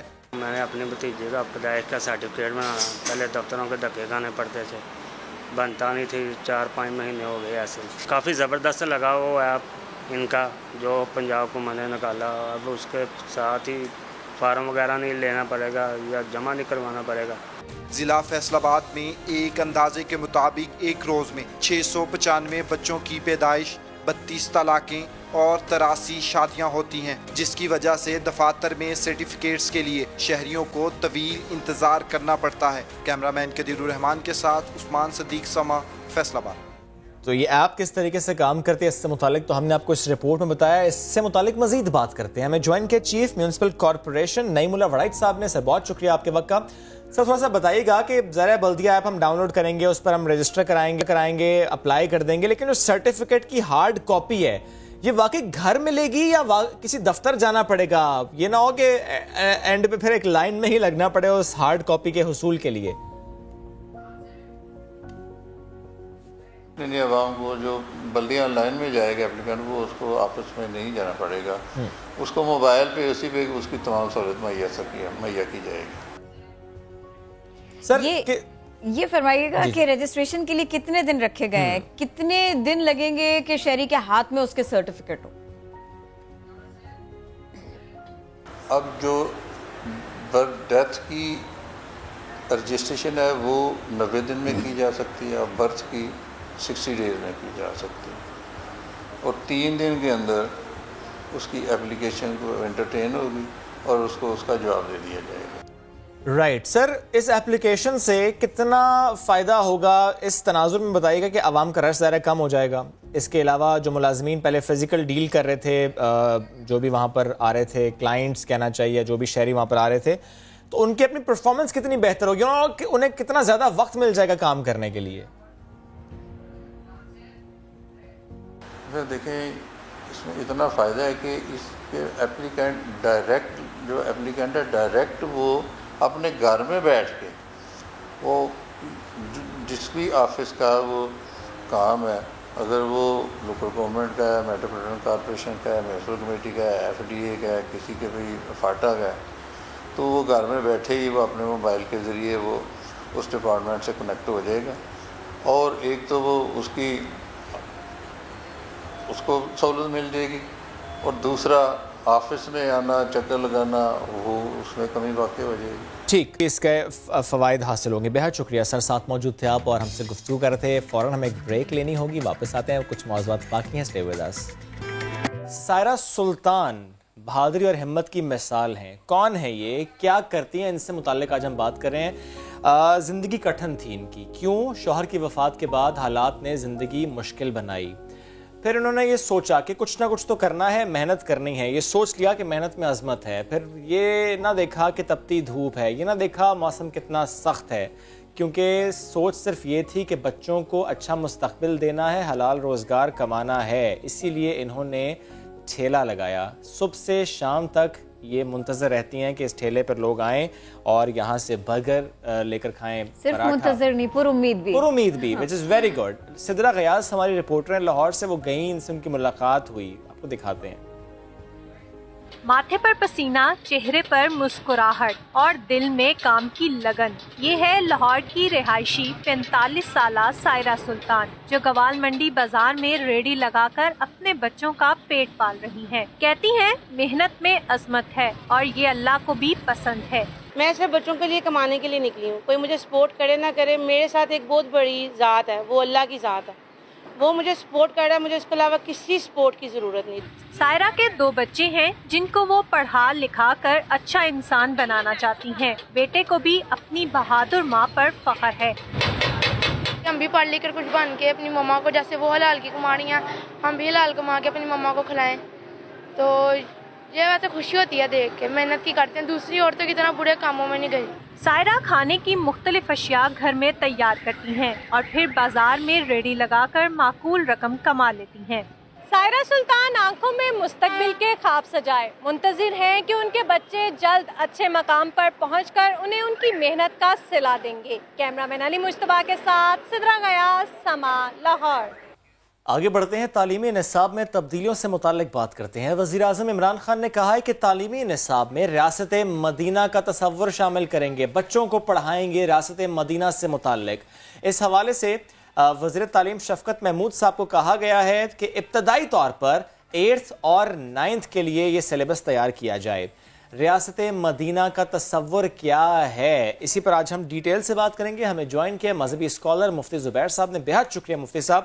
پلیز مفتی صاحب, سب سے پہلے ریاست مدینہ سے متعلق رہنمائی کیجیے گا, کیونکہ ذرا بات ہو رہی ہے کہ نصاب میں شامل کیا جائے گا، اس سے متعلق بچوں کو پڑھایا جائے گا. آپ روشنی ڈالیے، ریاست مدینہ کیسی تھی، کیا پڑھنا چاہیے بچوں کو، اس سے متعلق کن باتوں کا خیال رکھنا ہے ہمیں؟ نحمدہ و نصلی علی رسولہ الکریم، اما بعد. قرآن و سنت سے ریاست مدینہ کے بنیادی خد و خال کا خلاصہ جو سمجھ میں آتا ہے وہ یہ سورہ بقرہ آیت نمبر 126 وَإِذْ قَالَ إِبْرَاهِيمُ رَبِّ اجْعَلْ هَٰذَا بَلَدًا آمِنًا وَارْزُقْ أَهْلَهُ الآیہ. اسی طرح سورہ قریش آیت نمبر 4 الَّذِي أَطْعَمَهُم مِّن جُوعٍ وَآمَنَهُم مِّن خَوْفٍ. ریاست مدینہ کی بنیادی خصوصیت یہ 4 قسمی امن و امان ہونا چاہیے: جان کا تحفظ، مال کا تحفظ، عزت و آبرو کا تحفظ اور امن و امان، اور اہل خانہ کی عافیت اور مکمل تحفظ، امن و امان. اس کے ساتھ ساتھ وَارْزُقْ أَهْلَهُ أَطْعَمَهُم مِّن جُوعٍ وَآمَنَهُم مِّن خَوْفٍ. ان تمام آیات و احادیث کو سامنے رکھ کر کے ایسی سوشل، فلاحی، حلال، منصفانہ معاشی پالیسی، جس معاشی پالیسی کا حاصل اور خلاصہ یہ کَإِ لَا يَكُونَ دُولَةً بَيْنَ الْأَغْنِيَاءِ مِنْكُمْ، پورے کا پورا مال ریاست کے امراء اور طبقہ اشرافیہ کے درمیان صرف گشت گردش نہ کرتا رہے، بلکہ امیر تر اور غریب تر کی جو لعنت ہے یہ ختم ہو جائے. منصفانہ تقسیم دولت ہونی چاہیے. اس کے ساتھ ساتھ قانونی مساوات، قانون کی یکساں عملداری، جس میں امیر غریب کا فرق نہ ہو. امیر، وزیر، مشیر کے لیے الگ قانون، غریب، فقیر، مسکین کے لیے الگ قانون. اس طرح کا معاملہ نہیں ہونا چاہیے. ایک قبیلے کی مجرمہ خاتون کے جرم کی سزا کے سلسلے میں رسالت مآب صلی اللہ علیہ وسلم کی خدمت میں سفارش کی گئی. آپ صلی اللہ علیہ وسلم نے ارشاد فرمایا یہ تو کسی قبیلے کی خاتون فاطمہ ہے، اگر فاطمہ بنت محمد بھی چوری کرتی تو ان کا بھی ہاتھ کاٹا جاتا. ٹیلنٹ کا، میرٹ کا قتل عام نہیں ہونا چاہیے. قانونی مساوات یہ بنیادی سیڑھی ہے، کلیدی ضرورت اور کلیدی تقاضا ہے. اسی طریقے سے نظام تعلیم اللہ رب العزت کی وحی کی بنیاد پر استوار ہونا چاہیے. حکام کا احتساب صحیح طور پر اور کڑا اور مؤثر ہونا چاہیے. میرٹ اور ٹیلنٹ کے مطابق حکام کا، حکمرانوں کا اور مشاورت کے افراد اور افسران کا تقرر ہونا چاہیے. یہ بنیادی خد و خال ہے جس کے بغیر ریاست مدینہ کا تصور ناممکن ہے. بہت روشن مثالیں ہیں، بہت روشن مثالیں ہیں مفتی صاحب. لیکن اب چونکہ 9th گریڈ اور 10th گریڈ کی بات ہو رہی ہے، ان کے نصاب کی بات ہو رہی ہے، تو ذرا رہنمائی کیجئے ریاست مدینہ سے متعلق کون سی باتیں ایسی ہیں، کون سی مثالیں ایسی ہیں کہ جن کو لازمی طور پر اس کا حصہ بننا ہے، نصاب میں ہونا چاہیے، بچوں کو معلوم ہونا چاہیے، انہیں پڑھانا چاہیے. ریاست مدینہ کے نظام تعلیم کا بنیادی اور اصل ہدف اور ٹارگٹ ایسا خدا دوست معاشرہ جس کے افراد دین اور دنیا کی اعلیٰ اقدار کا مجموعہ ہوں. اور یہ مقصد اس وقت تک حاصل نہیں ہو سکتا جب تک کہ نظام تعلیم کی پہلی سیڑھی اور اصل اور مؤثر کریکولم کا حصہ قرآن کریم کو نہ بنایا جائے. بغیر قرآن کریم کو نصاب اور نظام تعلیم بنائے ہم کبھی بھی اپنے اعلیٰ درجے کے اخلاقی ترقیاتی مقاصد حاصل نہیں کر سکتے. قرآن کریم کو اس کی آئینی حیثیت دی جائے، قرآن کریم کو نصاب کی کتاب بنایا جائے، کالج، یونیورسٹیز اور اسکولوں کے اندر قرآن کریم کا حصہ مستقل اور بار بار پڑھایا جائے. اس کے علاوہ کبھی اخلاقی تربیت نہیں ہو سکتی. اخلاقی تربیت کے لیے بھی یہ ضروری ہے، اور ساتھ ہی ساتھ قرآن کریم کو علوم کا ماخذ بنانا چاہیے. وحی کا رشتہ جب تک نصاب اور کریکولم اور نظام تعلیم کے ساتھ نہیں جوڑیں گے کبھی اس تعلیم سے ہم ترقی حاصل نہیں کر سکتے. اس لیے ایک تو قرآن کریم، دوسرے نمبر پر عربی کی زبان، तीसरे नंबर पर मिशकातुल मसाबी या सुनन तिरमिज़ी को नाफिज किया जाए तो कुरान करीम और उस्वा हसना इसको निज़ाम तालीम का बुनियादी और कलीदी हिस्सा बनाया जाए। इसी से जाकर रियासत मदीना की झलकियाँ इंशाअल्लाह फूटेंगी इंशाअल्लाह। बेहद शुक्रिया मुफ्ती ज़ुबैर साहब, साथ मौजूद थे आप और निसाब में रियासत का तसव्वुर शामिल करने से मुताल्लिक अपनी राय दे रहे थे। क्या बच्चों को पढ़ाना चाहिए, लाजमी तौर पर उससे मुताल्लिक हम बात कर रहे थे।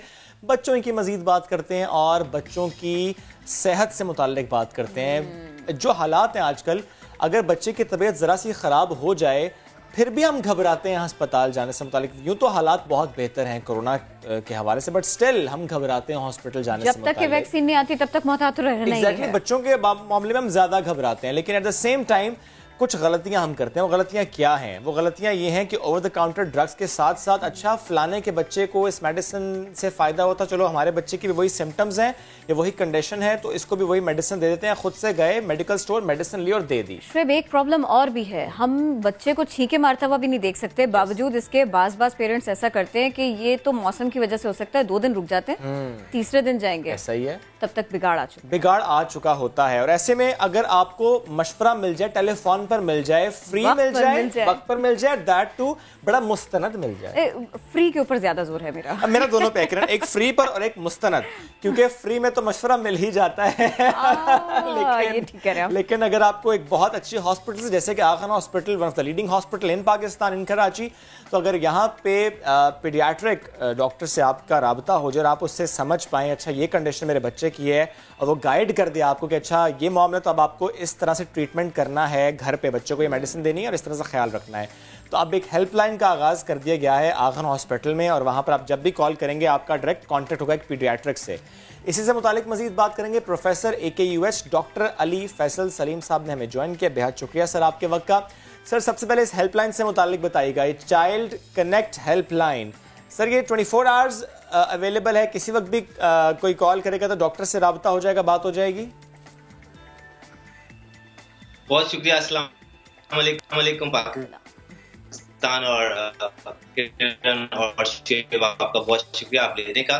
जैसे आपने बिल्कुल आपस का किया जाए, लेकिन असल चीज जो है वो फ्री से ज्यादा इंपॉर्टेंट मुस्तनद की है कि अगर आपकी कनेक्शन एक ऐसे डॉक्टर से हो जाए और ऐसी टीम से हो जाए जो कि मुस्तनद मशवरा दे सके आपको आपके बच्चे की तबीयत के मुतालिक, तो ये सबसे अच्छा है।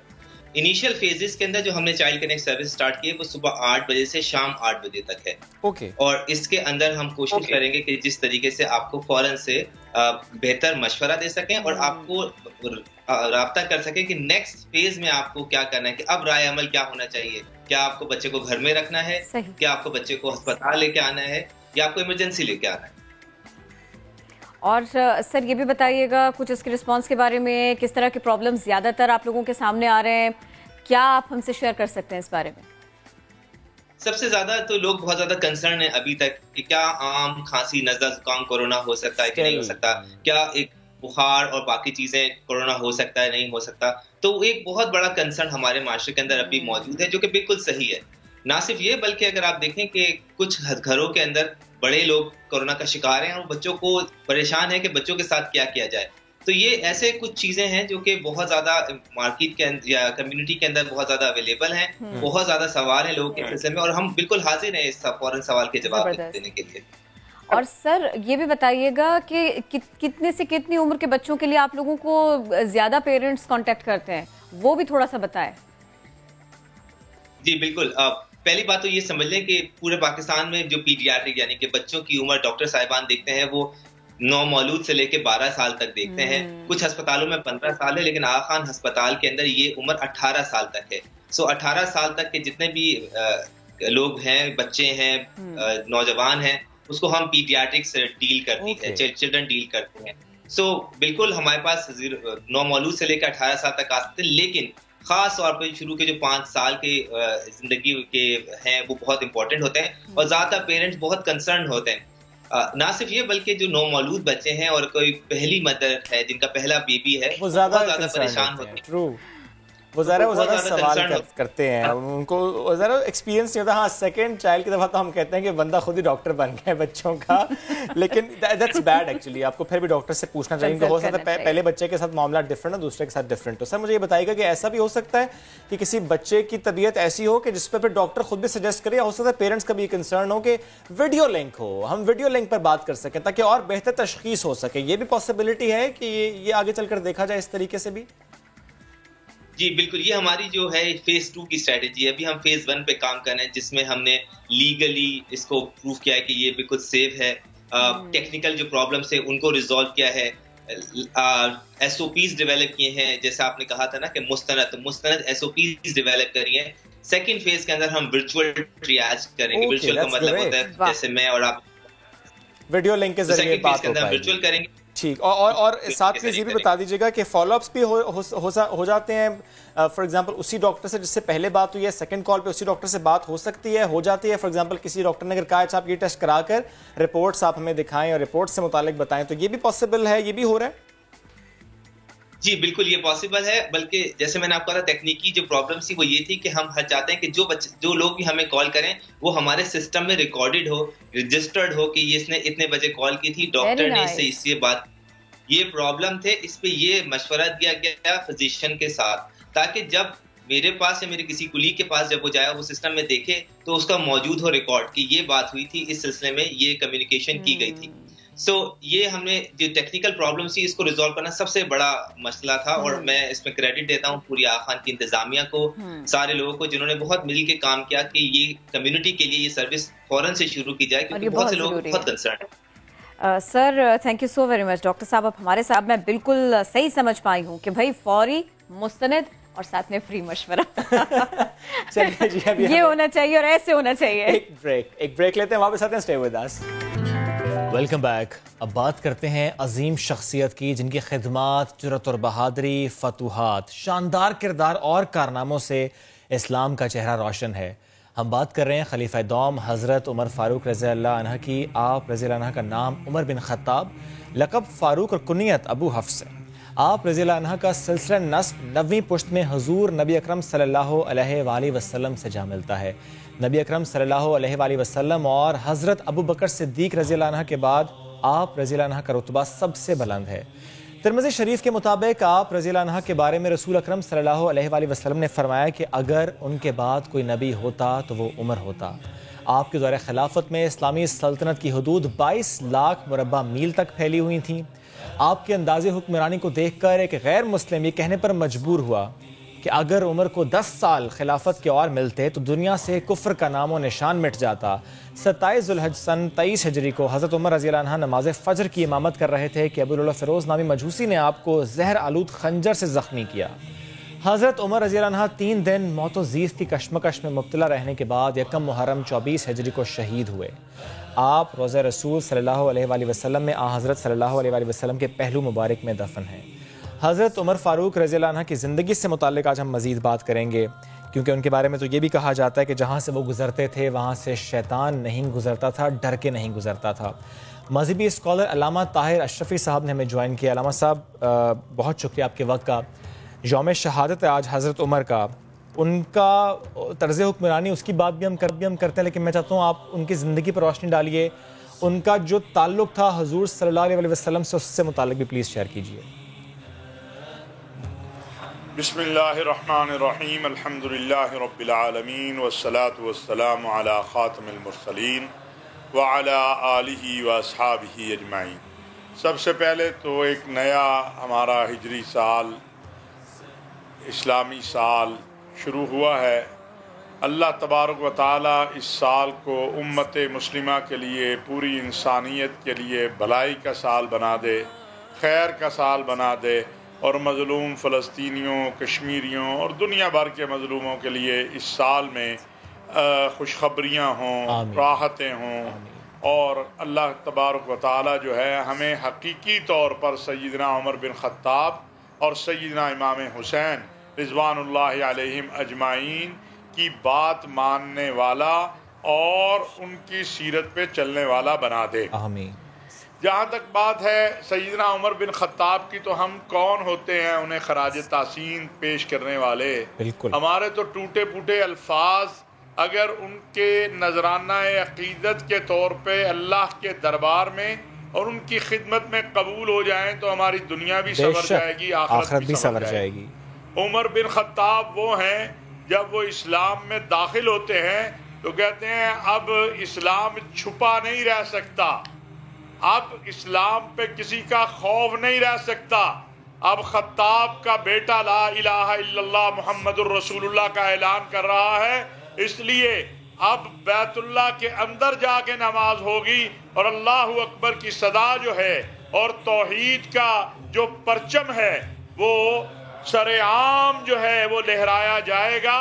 اور پھر الحمدللہ آپ نے دیکھا کہ سیدنا عمر بن خطاب کے اسلام میں آنے کے بعد جس طرح اسلام قوت و طاقت پکڑتا چلا گیا، اور پھر اگر ان کے دور خلافت میں چلے جائیں تو ان کے دور خلافت کے اندر ہم دیکھتے ہیں کہ آپ کی موجودہ پولیس اور فوج یہ جو نظام ہے، جیل کا جو نظام ہے، قضات عدل کا جو نظام ہے، یہ سارے کے سارے سسٹم ایسے سیدنا عمر بن خطاب رضی اللہ تعالیٰ عنہ کے دور میں بنے کہ آج برطانیہ اپنے قانون اور آئین بناتے ہوئے یہ کہتا ہے کہ ہم نے بہت سی چیزیں گریٹ عمر سے لی ہیں، اور اسکینڈینیوین کنٹریز میں تو عمر لا تک موجود ہے۔ بدقسمتی ہے کہ 56-57 اسلامی ممالک میں عمر کا قانون نہیں ہے۔ اگر آج عمر کا قانون اسلامی دنیا کے اندر نافذ ہو جائے یا پوری دنیا کے اندر نافذ ہو جائے تو کوئی بھوکا بھی نہیں سوئے گا، کوئی انصاف سے محروم بھی نہیں ہوگا، کسی پہ ظلم بھی نہیں ہو سکے گا۔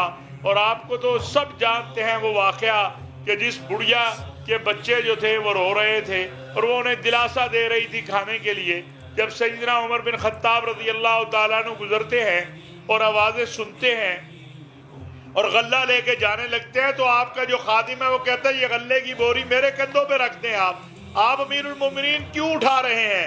امیر المومنین کہتے ہیں نہیں، یہ بوجھ قیامت کے دن بھی مجھے اٹھانا ہے، لہذا آج مجھے اٹھانے دو تاکہ میں قیامت کے دن سرخرو ہو جاؤں۔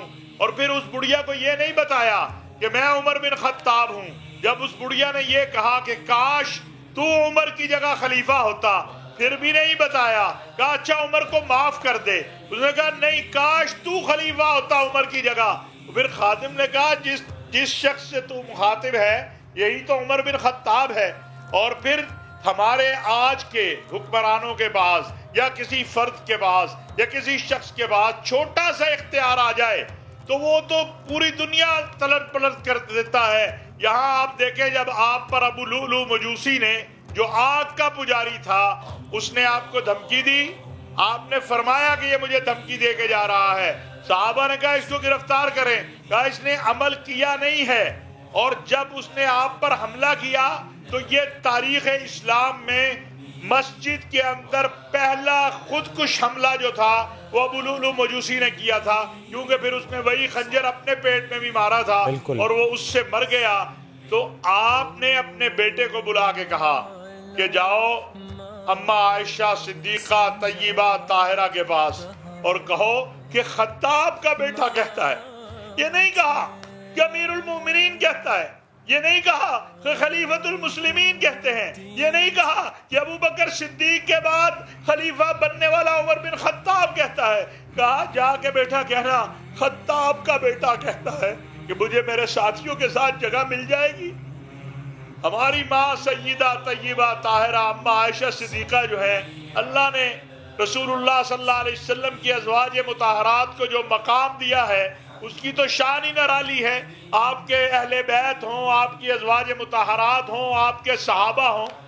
کہا جگہ تو میں نے اپنے لیے رکھی ہوئی تھی لیکن عمر کا ایک میرے اوپر احسان ہے، میں یہ جگہ عمر کو دے دیتی ہوں۔ اب یہاں یہ دیکھیں اجازت مل گئی ہے، پھر کیا وصیت کی؟ کہا دیکھو بیٹا ممکن ہے کہ سیدہ طیبہ طاہرہ اما عائشہ صدیقہ رضی اللہ تعالیٰ عنہ نے میں زندہ ہوں، میری حیا میں، میری شرم میں، میرے تعلق میں امیر المومنین کی وجہ سے جگہ کی اجازت دے دی ہو، جب میں اس دنیا سے چلا جاؤں تو میرا جنازہ جا کے رکھنا، دروازہ کھٹکھٹانا، اگر دروازہ کھل جائے تو مجھے رسول اللہ صلی اللہ علیہ وسلم کے پہلو میں دفن کر دینا، اور اگر نہ کھلے تو بقیع میں دفن کر دینا۔ اور وہاں بھی ہماری ماں تھی، اس نے پہلے ہی دروازے کھول دیے، اور آج وہ عمر بن خطاب جو ہیں وہ رسول اللہ صلی اللہ علیہ وسلم کے روضہ اطہر میں رسول اللہ صلی اللہ علیہ وسلم کے ساتھی ثانی اثنین اذ ہما فی الغار، سیدنا ابو بکر صدیق جو آپ کے یار غار بھی ہیں اور یار مزار بھی ہیں، اور سیدنا عمر بن خطاب جو ہیں آج وہاں رسول اللہ صلی اللہ علیہ وسلم کے روضہ اطہر پہ آپ کے ساتھ جو ہیں وہ وہاں روزے میں موجود ہیں، اور آپ کے پہلو میں آپ کو یہ رتبہ ہے، کیا گیا ہے، یہ رتبہ ہے، یہ مقام ہے، یہ رتبہ ہے، یہ مقام۔ بالکل علامہ صاحب، بالکل آپ ان کے دور کی بات کر، آپ ظاہر ہے جس طرح سے ان کا طرز حکمرانی، جس طرح سے ان کا طرز زندگی، اور اس کے بعد جب شہید ہوئے تو کیا مقام ملا کہ حضور صلی اللہ علیہ وآلہ وسلم کے پہلو میں دفن۔ علامہ طاہر اشرفی صاحب بہت شکریہ، وقت ہو گیا ختم، آپ سے کریں گے ملاقات منڈے کو، اپنا بہت سا خیال رکھیے، اللہ حافظ۔